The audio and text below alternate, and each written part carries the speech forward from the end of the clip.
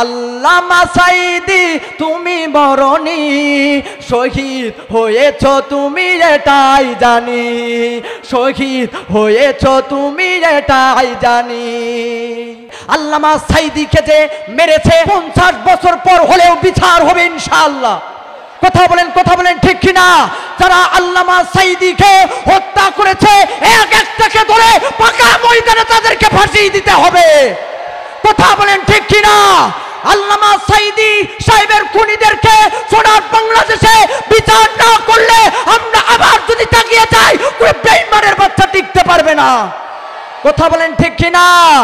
এই সোনার বাংলাদেশে প্রিয় আমাদের মুফাসসিরকে যারা মেরেছে মনে রাখবেন ওদেরকে পালানোর সুযোগ দেওয়া যাবে না, যাবে না।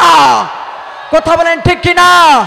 আল্লামা সাঈদী তুমি মরণি, শহীদ হয়েছ তুমি এটাই জানি, শহীদ হয়েছ তুমি এটাই জানি। কারাগারে কাটালে 13টি বছর, বাতিলকে ভয় পাওনি তুমি। কথা বলেন ঠিক কিনা? কারাগারে কাটালে 13টি বছর, বাতিলকে পেছে তোমায় দেখে থর থর।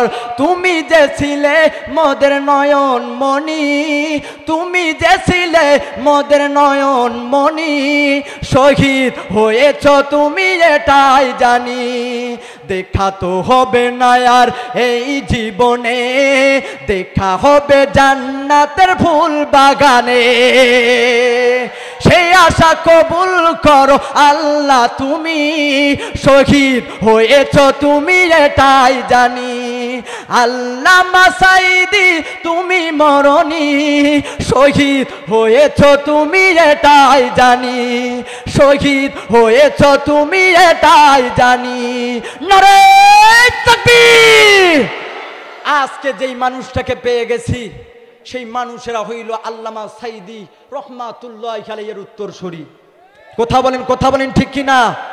আজকে হযরতকে বসে রেখে মোটেও কথা বলাটা ঠিক নয়।